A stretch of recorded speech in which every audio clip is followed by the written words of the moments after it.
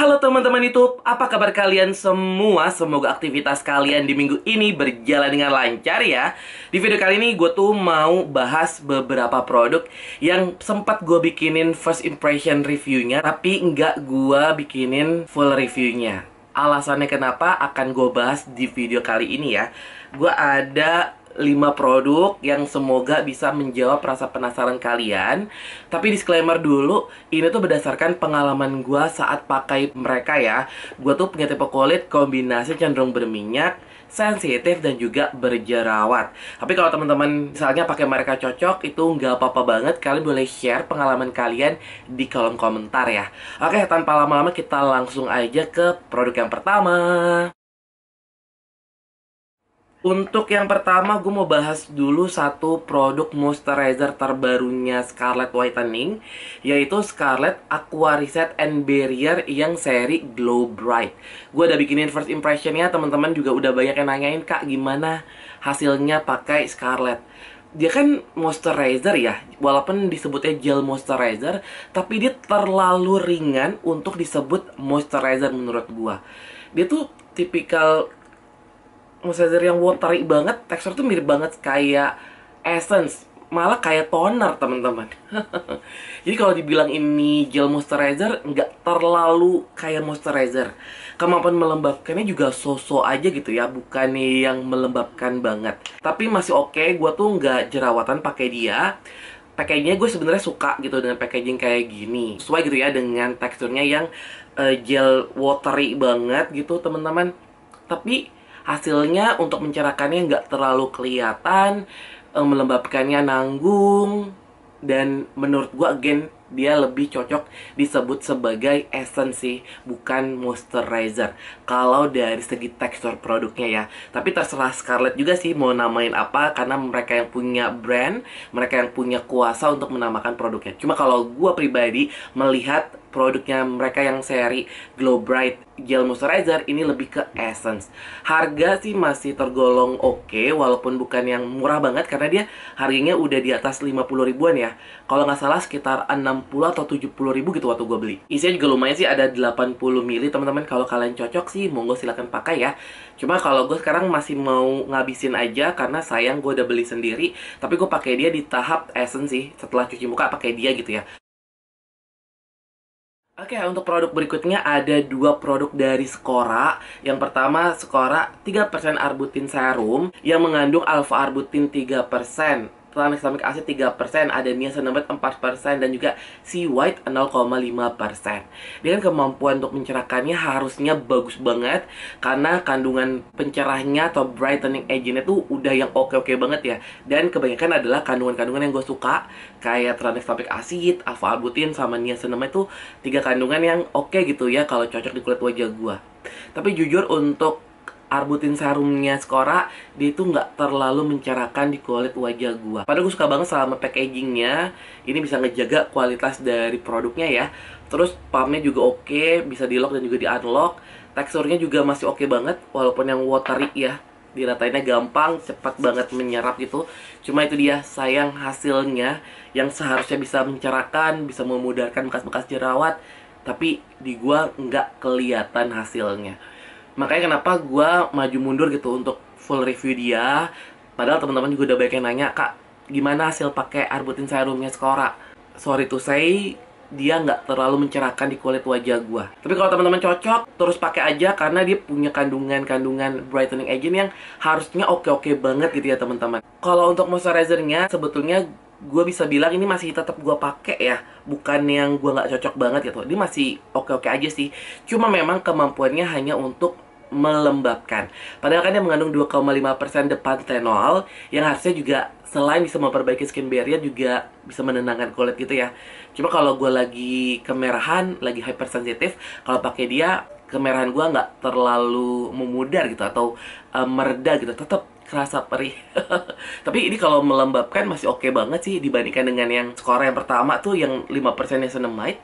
Ini jauh lebih melembabkan, tekstur juga enak banget, lebih ke gel cream, warnanya putih gini, dan ini oke gitu ya, saat diratain nggak lengket, menyerapnya juga lumayan cepat, ngelembabinnya oke, dan nggak ada wangi mengganggu gitu teman-teman. Kalau kalian mau mencari produk moisturizer yang melembabkan aja, ini bisa menjadi alternatif buat kalian. Cuma kalau mengingat gitu ya, dia harusnya juga bisa ngebantu untuk menenangkan gitu. Kalau misalnya dia klaimnya juga ada deh untuk menenangkan kulit, mengurangi kemerahan gitu. Tapi di gua nggak terlalu ngefek gitu ya, karena kulit gua yang sensitif kan masih sering kemerahan, apalagi kalau banyak aktivitas di luar ruangan gitu teman-teman.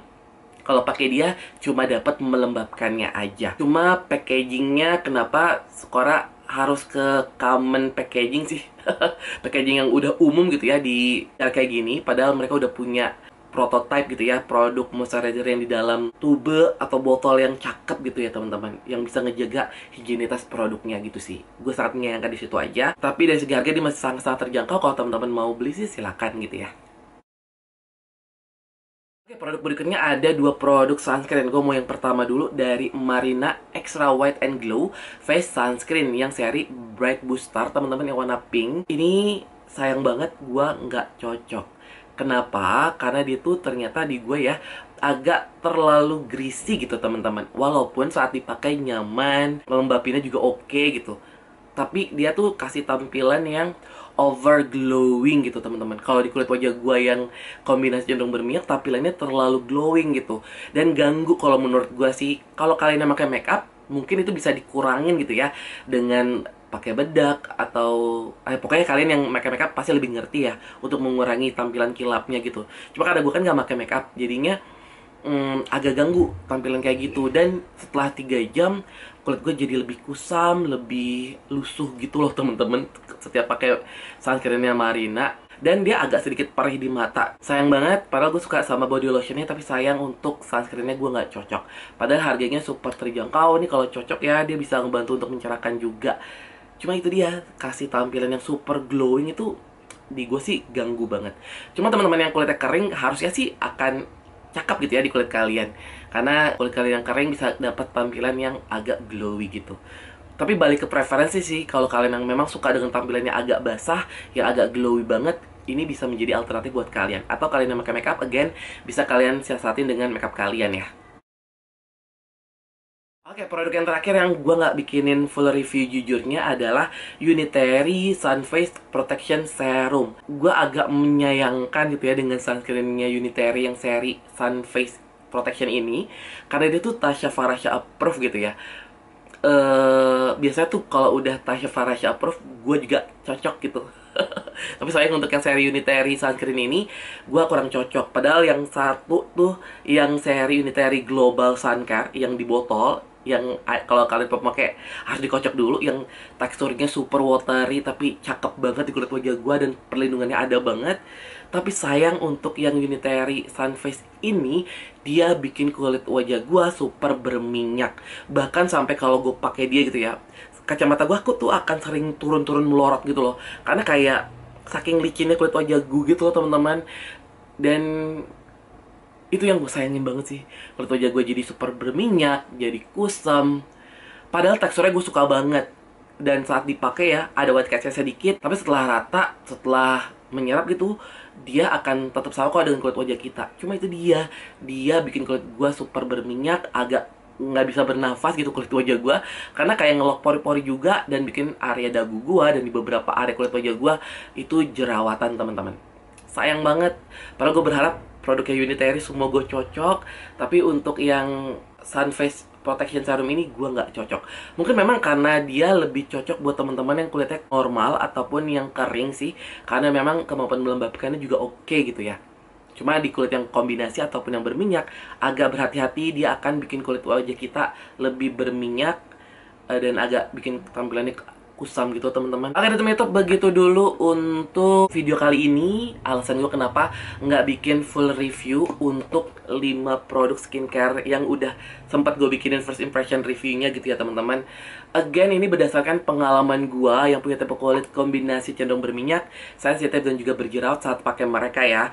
Kalau misalnya kalian cocok-cocok aja, monggo silakan terus pakai teman-teman, nggak apa-apa banget, karena memang yang gue nggak cocok di kalian belum tentu nggak cocok, malah bisa jadi holy grail kalian ya. Makanya teman-teman, gue pengen banget denger pendapat kalian, sharing pengalaman kalian di kolom komentar, biar teman-teman YouTube yang lain bisa baca preferensi lain selain pandangan dari opini gue. Kalau misalnya kalian suka video ini, boleh klik tombol like-nya teman-teman. Kalau kalian belum subscribe channel YouTube ini, jangan lupa untuk subscribe ya. Sampai ketemu lagi di video Dini Andri berikutnya. Bye-bye.